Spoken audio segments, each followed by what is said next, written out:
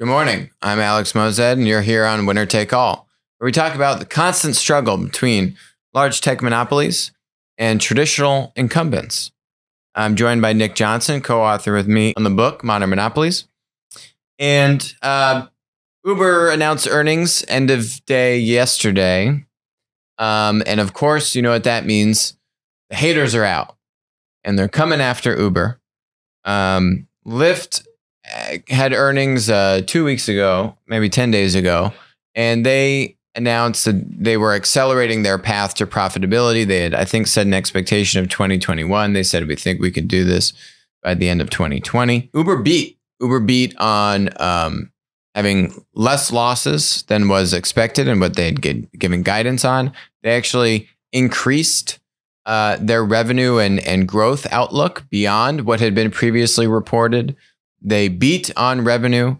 All around, it was a very good earnings report. We're going to dig into it. But first, let's look at what the news has reported about this. So this was the thing that popped up for me on LinkedIn.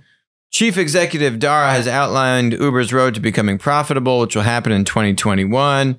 Its revenue increased 30% to $3.8 billion for the quarter, while its losses widened to $1.2 billion, compared with $986 million this time last year. Sounds pretty bad, right? Wow, $1.2 billion. They are losing more money than they were losing a year ago. Wow, Uber's not in a good place. Uber lost $1.1 billion. Uber stock falls, but quarterly loss topped $1 billion. This is fake news. It's all fake news. Where did this $1.2 billion number come from? It came from the fact that they give stock to their employees, and now the employees can sell that stock. You know, they give options to employees, and you have to register. I think they have like a $400 or $500 million charge on this quarter as that being a cost. Right, and they had a much bigger charge on the prior quarter, so the loss was like several $1 billion, and that, of course, got headlines. But it was really this share charge that was even bigger that made a difference. What did Uber actually lose in Q3? $585 million. And the quarter before that, $656 million. Relatively, that's like literally half the number that is being reported and in all the headlines. And, oh, they're losing more money than a year ago. It's just false. I mean, there's no other way around this. This is just false advertising. The operating business is doing better than it was a year ago. It's an accounting thing. It's I give stock-based compensation. This is not a cash loss, right? This is purely an operating business lost $585 million, which is the number long-term that if you're an investor, you should be keeping an eye on. Can the operating business become profitable? And it looks like it's trending in the right direction. Right, but all of these news reporters, it's fake. You know, they're just trying to grab the headline, throw Uber in the dirt, and, oh, the business sucks, like they've lost more money than a year ago. I mean, it's patently false information. I mean, this is just a technicality that they want to use for the headline for the article. So more good news from Uber's earnings results. So let's look at these numbers, by the way. Lyft does not give you these numbers, okay? Just Uber does. Here is their gross bookings. Quarter over quarter, you can see here, now it's about $16.5 billion. This is GMV compared to $15.75 billion the prior quarter. How did they get this growth? They actually very nicely break all of this out for you, the investor, to make your own determination on how well they're doing. And they had 3% quarterly growth in the ride-sharing business, and they had 8% quarterly growth in the Uber Eats business. And not only now they're breaking out for you here the EBITDA by group. The one thing to keep in mind, though, that they're saying, hey, Rides has positive EBITDA of $500 million. If you look down here, corporate G&A and platform R&D, it's basically just a basket of general R&D spend, $622 million. That they're not, I think this slide's a little skewed, okay? But They are providing much more transparency than Lyft is. Look at Uber Eats. Without even including the $622 million line item, they're basically, if you just annualize that out, that means they're basically investing $1 billion a year covering losses in Uber Eats. Uber Freight, that number's $200 million. These are significant investments that they're making. Gross bookings, right? This is how you can calculate that 3% growth rate on rides. This is how you can calculate the 8% quarterly growth rate on Uber Eats. And so what Lyft also beat, but how did Lyft beat? Lyft beat on revenue growth. Uber did the same thing. Look, they show you here, this line, that top line in this middle graph here. See 21.6 in Q2, 22.8 in this most recent quarter. That's their take rate. So for every $100, Uber is taking $22.80. They increased the take rate by 1.2%. What does that do? Oh, it allows them to get this 11% bottom right here, quarterly growth, revenue growth metric, right? Because if you actually just look at the GMV, Uber Rides is growing at 3% quarterly, Eats is growing 8% quarterly. You can't just add 3 and 8. Okay, so what is the other missing variable? It's take rate. And that is what Lyft has prevented investors from really understanding. What is the growth of the total throughput versus the growth of the take rate? And as you can see that competition is becoming a little less fierce between Uber and Lyft, we're seeing, and both platforms in both of their earnings have attested to the same thing now, the past 2 earnings announcements in a row, which means that they have a little bit more flexibility to increase the take rate. You've seen both of them focusing more on revenue growth rather than basically market share growth. The telling thing, as we've discussed previously, is that Lyft no longer discloses gross bookings. So you can't really do an apples to apples comparison of basically the size of their throughput, the GMV for the rideshare business. All you really have is the revenue number. And what that typically means is they're increasing revenue, but they're not growing the overall size of the throughput very well. So $3.65 billion in GMV for Uber Eats. Year over year quarterly growth, 77%. I mean, 8% quarterly growth on this, on almost $3.5 billion.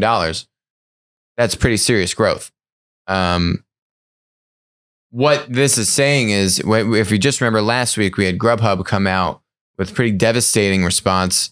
Their stock price was more than halved as a result of that. They basically said, we need to double the number of restaurants on our platform and we need to seriously invest in growth. So earnings will be down is basically what they said, because we have competitors like Uber Eats and DoorDash. But what's interesting is you still see Uber increasing take rate on Uber Eats, and they still have strong growth. It's a massive business. I mean, annually, this is a $12 to $15 billion GMV total throughput business. And they have over $10 billion in cash. So when you really want to, let's say doomsday scenario, Uber has like 3 years of runway. And I think they have like $9 billion in cash still on the balance sheet. And I'm sure they could go raise more in debt or equity if they needed to. So the business is in a good position. No, they said 12.7 billion. 12 point. Okay. So they're good. They raised $1 billion earlier this year in ATG, which is their autonomous business unit, which received $1 billion from Toyota, SoftBank, and one other firm. I'm still bullish. I mean, this I think just confirms. Now the irony is that their stock is down 7% today. More so if you include from yesterday too, after hours. I think in general, just the sentiment on Wall Street is negative towards these businesses that are losing a lot of money and still have very high valuations. They're still in the shadow of WeWork on this one. Exactly. Even though it's a very different business. Very different business. And I don't think they're getting a fair shake. probably Lyft for a similar point to a similar degree, but I think Uber to more so, just given the strength and platform conglomerate status that they have. So let's look at some more underdogs. Uber kind of being an underdog in the sense that there's a lot of hate on Uber. Walmart being an underdog in the sense that even though they're bigger than Amazon in revenue and throughput, by the way, Walmart doing over $500 billion in revenue, Amazon doing about $277 billion in GMV last year. We don't know what it is this year because they don't disclose it. But this new survey basically says that people are shopping less on Amazon. Okay, I don't really believe these numbers. It shows that in 2017, people were ordering 6 or more times per month. 80% of the people surveyed in 2017. Today, it's down to 40%. For some reason, I just don't really believe those numbers. But what is interesting in here is a majority this year, 55% said they prefer to shop at Walmart versus Amazon, up from 47% a year earlier. Amazon's down to 45%. They were 53% last year. So what this is saying, we've chronicled a lot about Walmart. We think that Walmart will be the number 2 overall general marketplace behind Amazon. And it'll go down as one of the best linear to platform transformation stories in the past 50 years. Certainly. Doug and Mark and the whole team there really deserve a lot of credit. They've had some departures in recent. They had their head of the US business just exited in the past few weeks. Probably a bad decision. I think Walmart's onto something here. We've talked a lot about it, but now you're starting to actually see it in some of these external surveys, which I wanted to highlight. Right, and if you read that article, it says we think people are getting Amazon fatigue, basically, and they're no longer excited about Amazon. I think that's kind of missing the point, which is Walmart has made big investments and big improvements in their e-commerce business by embracing this marketplace model and tightly integrating that with their store experience, so that you have a booming in-store pickup business. You have much wider selection and SKUs, and that experience has gotten way better. It's not that Amazon is losing mindshare with customers. It's that now they have real competition for the first time. Mm-hmm. So Wayfair, linear company, right? This is basically the story of marketplaces beating linear companies, if you haven't caught on to what we talk about on this show. So Wayfair is down 6%. This was from last week. But basically, if you don't know what Wayfair is, it's a e-commerce furniture site. It's not a marketplace. It's linear. They buy product, they resell product. That product goes on their balance sheet. And they do a very good job of kind of contracting out with different furniture manufacturers, having very low cost, but kind of like design friendly, nice aesthetic. They do a lot of drop shipping, so they don't have to host everything in their warehouse, and it ships directly from the manufacturer and that kind of stuff. But at the end of the day, they're basically a reseller. Yep. So that means that all of their inventory that they are buying, right? They are speccing out all this furniture. They're saying, yes, give me these pieces. I want to sell these pieces. So they're losing money. They had a net loss of $270 million. And they lost $151 million the same quarter last year. So they lost more money than what was expected. They had revenue of about $2.3 billion. So this business, I'm not bullish on. I think there's definitely a market to have a marketplace model. It doesn't mean that Wayfair needs to stop doing linear, but why don't they open themselves up to third-party sellers? Why don't they let other, say, discount furniture manufacturers or distributors sell product to their customers and invite the competition into their henhouse? They seem a little reticent to do that. And ultimately, I think that's going to be their downfall. Certainly, they're losing a lot of margin potential, which might help make up for some of those losses by basically foregoing what are typically much more profitable third-party sales rather than owning everything. Yeah. Or all the complementary products that they could be selling, right, in addition to just the furniture that is just now too much. It's a bridge too far. So, we're really good at furniture. What about all this other stuff that maybe isn't as much of a core, but our customers still want if they're buying furniture? I think there's a lot of ways that they could look at incorporating marketplace into the business. So So to build on that point, this company is a marketplace called Fair. This is the better Fair of the two Fair companies. And they've raised $150 million. It's now a unicorn company. But this is really a B2B furniture marketplace, which is interesting, right? But I don't think they do just furniture as well. Oh, sorry, it's not furniture. I got confused. It's fashion and retail products, and they're a wholesale business. Basically, they sell to other retailers and connect them with manufacturers and other distributors of products. It's a very interesting business. Very interesting business. They're selling to retailers and providing them wholesale products, as you're saying, around a spectrum of different products. They've surpassed $1 million in sales per day. And last December at 100 million. So basically what it's saying is, a lot of investors, right? If you kind of say, how would I value a business based on its GMV, right? Most companies would say, what's my revenue multiple? Well, marketplaces revenue, as we've discussed, isn't necessarily the best measure of the strength of a business is revenue, right? Because it's a piece of the puzzle, which is how much of that value can you capture? Yep. Not how much of value do you enable, and what does that network effect like? So let's say their GMV, let's just say their GMV is, I'm not going to say that they've got $365 million that's in GMV. What you would call their run rate. If they think we are today doing $1 million in sales, our run rate would be 365, which basically means project today forward for the next year. Let's say they're around $250 million in GMV. For like trailing 12 months, that's probably trailing a fair 12 assessment. Months.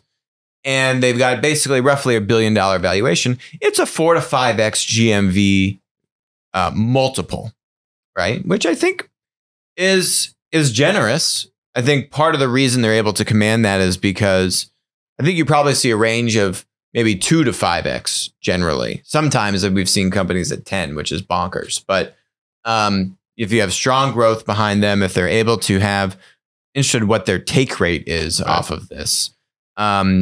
But how well do they have lock-in? They have 7,000 makers and 50,000 local retailers. And now they're expanding internationally. It's a very interesting market. Add it to the list of B2B marketplaces that are on fire. And again, this is another vertical of B2B that you wouldn't really think about this. But Right. B2Bs, for a lot of people, if you don't work in one of these industries, it's kind of a hidden industry. I like to talk about, in New York, you have the drive from basically, Brooklyn or Manhattan out to JFK or LaGuardia.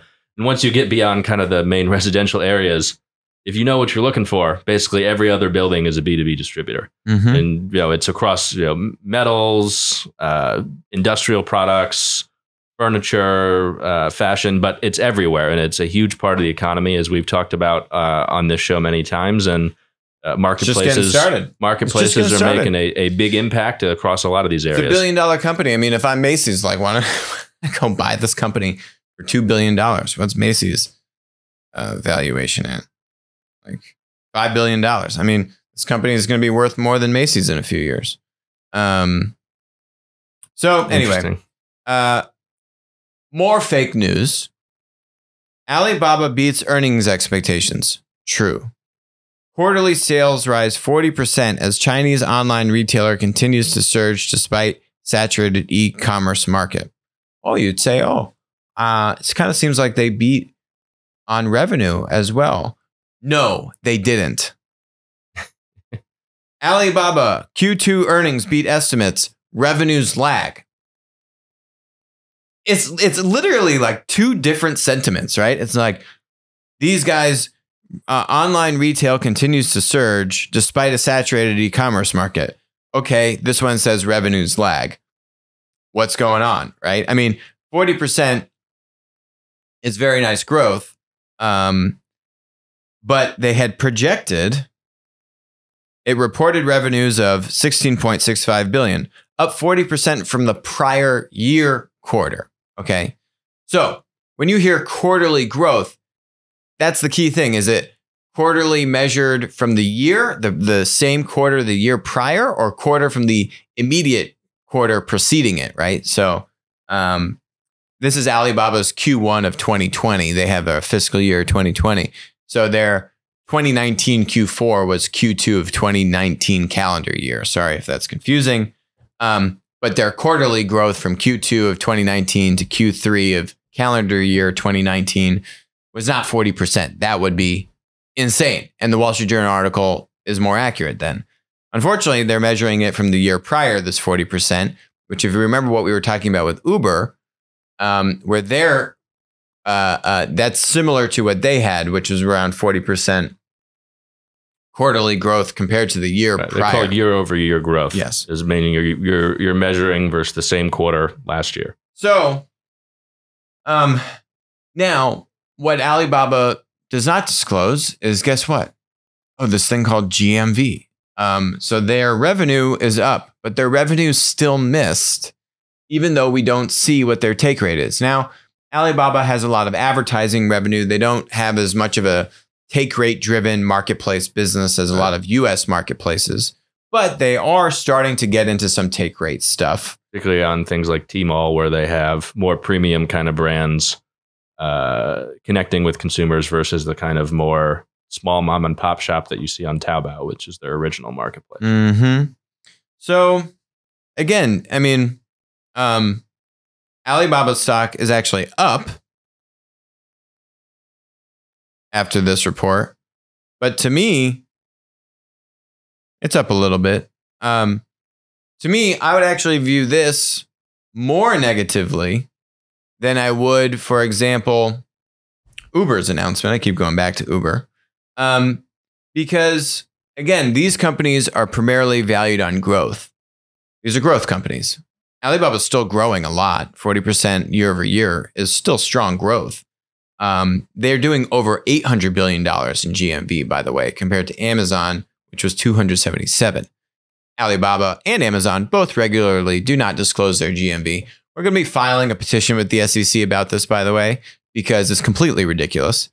But anyway, there's no standard metrics that marketplace or even platforms in general have to report on the health of their business, and it makes the analysis difficult, and in some cases leads to the kind of confused headlines and analysis you see in the news, because there's so many different ways you can slice it because they don't report everything properly. So if you want to co-sign our petition, let us know, because, I mean, I don't understand why there's such reticence on behalf of the platforms to disclose what is very basic metrics like GMV. I mean, it's basically like disclosing revenue if I was a retailer. I mean, I would make sales.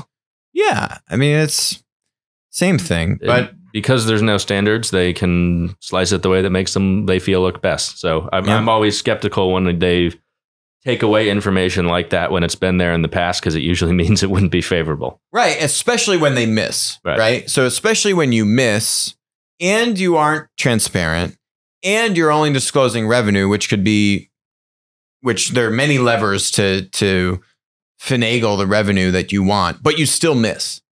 Right. So then that to me says, oh, this actually isn't that good. I don't know why your stock is up. So let's look at Disney Plus. It's coming out next week. And they have really done a bang up job in a good way on promoting this and building up to the launch of their streaming service. So apparently this third-party service is reporting that Disney Plus already has over 1 million signed up, pre-sign up subscribers. It's $7 a month. I think Netflix is like $11 or $12 a month. Yeah, I think it's the base version is $7, or if you sign up over a longer period, like a annual, or I think it might be 2 years, you get a cheaper rate than that. So I think it can come down to about $5 for some people. They're giving it away for free to all Verizon subscribers for a year. Yep. Now, interesting. Compare Verizon to AT&T. Like if I'm in AT&T right now, I'm probably wishing I'm Verizon. You know what I mean? Like, right, because Verizon doesn't have a competing streaming service they're trying to promote. AT&T has HBO Max, so they're not going to give you Disney Plus. Right. But Verizon basically gets to use it as a promotional tool. And Verizon's getting paid. Yeah. They're getting paid by Disney, right? I mean, very well for this. And I think, look, I think we're seeing that there can be multiple relatively dominant players in this video streaming space. Why? Because there's no supply side network effect because I'm Disney and I have premium branded content, right? Or I'm HBO and I can spend $500 million for South Park, or I'm, Comcast and I can have, I don't know, whatever their show, like everyone can kind of take their slice of the pie. You can still have a relatively strong dent in the market and certainly chip away at Netflix's business. It's a hits driven business, and the economics of the supply side are no different than we've seen in TV for years, except that you need more content to compete in streaming. So if anything, it's going to get more expensive. But it's going to be like it has been for a while, where someone has a big hit. AMC had Breaking Bad, and that really helped them for a while. And that show ends, and they've got to figure out how do you replace that. And then the eyeballs move somewhere else. And it's this constant competition for supply. There's not really much defensibility to it. You got to keep churning out new content. You got to keep putting high quality content in front of customers, or they're going to go somewhere else. Mm-hmm. It's a tough business to be in, and we're going to see over the next few years, I imagine, at least a handful of these that just continue to compete with each other without a true dominant player emerging. Netflix has had the benefit of being first to do this, but even then, they still haven't figured out how to make money doing it. So we'll see what happens. Yeah, and they categorize their kind of investments in video very oddly on their financials in the first place. I think they're kind of I don't know. I don't want to speak out of tongue, but yeah, they're doing some wonky stuff, and they're still having a tough time on their P&L.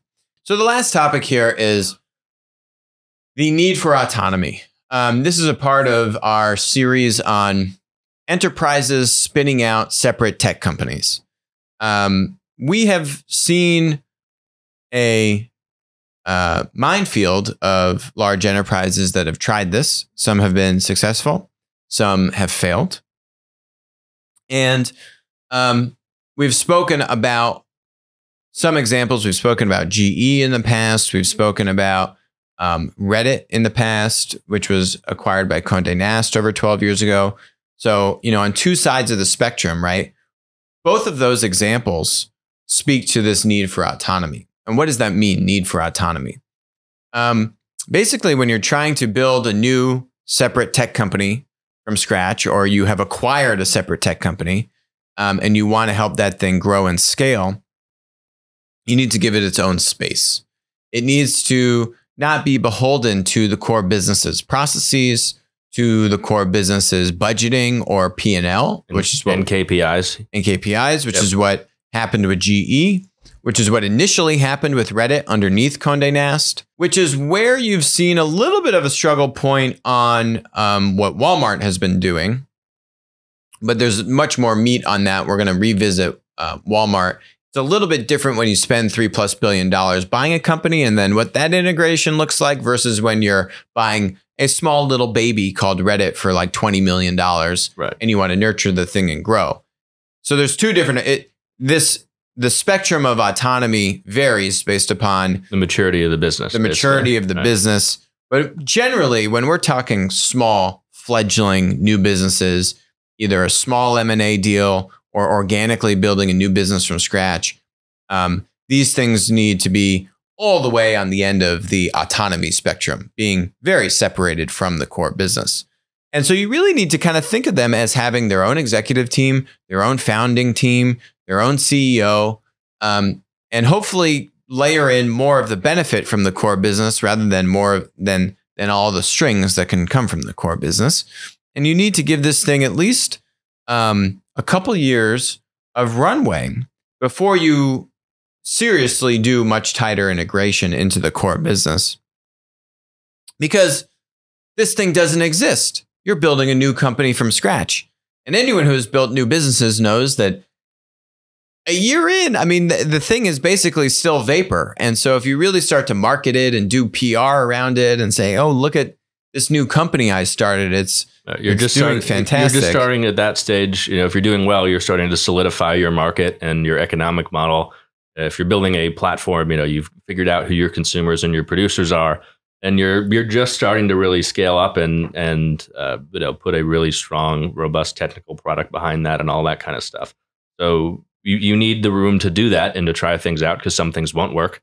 And you don't want that to blow back too much to the core brand. And you've got to figure things out and test it. Even Amazon did this with Amazon Business, which was Amazon Supply. Now it's very closely integrated into the Amazon whole business. The website, it's there on the same place. Originally, it was AmazonSupply.com. It was a separate business, didn't do very well, but basically it was them going into the market. Let's go figure a bunch of stuff out and understand B2B. Let's fail fast. And then once we figure that out, all right, we're going to relaunch this basically as Amazon Business, as a marketplace integrated into the Amazon app and website. Just one example among many of that working well. But even the big platform businesses that do this, they don't try to smash too much of the new business into the core business too soon, because they know you've got to be able to experiment and do new things. Yeah. For example, if we go back to the Google Video versus YouTube example, right? So Google Video was growing very well way back in the day, but it didn't have as much autonomy as a pure play startup would, because the lawyers and right. They were much more cognizant of IP issues and quality of content and what can we let people upload. So they basically ended up having way less supply than YouTube, which meant YouTube was growing much faster. Right. And then when they acquired YouTube, they then helped bring in and create a lot of the infrastructure and things that basically help YouTube mature into a business that could handle a lot of those legal concerns. At the time when they bought YouTube, everyone was like, oh, you're crazy. You're going to get sued into oblivion. Right. Isn't what happened. They basically helped build a more robust copyright and IP system to manage that for YouTube, which YouTube probably would have struggled to do on its own. So there was that at that point, that YouTube still is a separate business unit, that runs autonomously, has its own leadership team within Google, even though it's been there for a number of years and now is a material contributor to its revenue. Yeah, and I think the tough part is this. So it's easy to say, oh, you need autonomy. Right. But when you need a lot of money, then those two things kind of run counter to one another. It's like, I need a lot of money to fund this business that's losing a lot of money and is going to continue to lose money for many years. Most platforms take at least 8, more like 10, sometimes 12 years to actually hit break even. YouTube being one good example of that. Yeah, I think particularly advertising businesses take a little bit longer, whereas marketplaces and others can get there a little bit sooner. Not all marketplaces are made the same. Agreed. Right. But still, at least for the first few years, this thing's losing money, and you're investing in IP. You're investing in validating the business model and then figuring out how to scale this thing. Can you find niches in the market like an Uber, where, hey, San Francisco and New York are very profitable for me, these micro markets, right. But I'm investing in growth in all of these other suburban markets, international markets. Overall, the business is still losing a lot of money, but that's based on very sound economic theory and proven success in our original markets. Anyway, so if you are an enterprise and you're spinning out a new company, how do you get the CEO and the executive team to give you enough bandwidth or enough flexibility, enough autonomy to invest millions of dollars, if not tens of millions of dollars, into a new venture that's losing money, but still then keep it at arm's length because you don't want to stifle the thing, or have the corporate entity make all these requests from the management team of the new separate business, which now just distracts that management team from doing what? Building a new company. It's a very difficult balance to strike. And I think one takeaway that I've just learned over the years of doing this is it comes down to the individual leaders at both entities, right? The core business and the separate tech spin out business. At the end of the day, every situation is different, but what is that level of leadership? How involved is the leadership from the top down? These things don't work unless you have buy-in top down from the core business. What is the board like? What is the CEO like? What is the C-suite like? How well do they understand this business? How much do they give confidence in the team that's executing upon the business? Every one of these is different. And I don't think you can go, it's very difficult unless you are a tech monopoly and you can literally set up a lab called Google X, which as a purpose spins out companies. Right. And then in that case, you also have two people that basically control the voting shares of the company. So it's a little bit different than most big public enterprises. And they have monopoly money. And which are governed typically a little bit differently. Yes, it is a little bit different. But yes, outside of that, you really can't do too many of these at any given time. Given the level of focus, the level of involvement, it needs top-down from the core enterprise to be able to give it all the things that it needs, first and foremost, autonomy, for the thing to actually try and get enough traction, enough product market fit, enough validation of the business model to justify really serious investment, either by the core enterprise or by outside investors. And to get to that crossroads is a great problem to have. But to get to that crossroads takes a lot of time, energy, effort. And it's very hard to be able to get to the point where if the core business did want to tailor back its level of investment or want to continue its level of investment, but this new tech business needs a lot more investment, well, you have the optionality to go out to separate investors. Right. That's a very difficult point to get to. Right. Then, for very good reasons, institutional funders, venture funders are reticent of getting involved in corporate ventures because they've seen a lot of these things get stifled at that early stage. And you really need to get to that kind of point of maturity where you've proven the business model that this thing has enough autonomy, is going to be successful, has a dedicated team to it. It's not being held hostage, in a sense, to the core business, that these institutional funding sources will take you seriously and say, all right, there's really something here. We want to be involved. And if you can get to that point and you have that external validation, whether or not you decide to take on that funding or continue to fund it yourself, then that's a big landmark for that business. So this is the need for autonomy. Okay, now the next part of this is how do you make the case for autonomy? And that's going to be our next conversation. Thanks for joining us today on Winner Take All. We will talk to you tomorrow.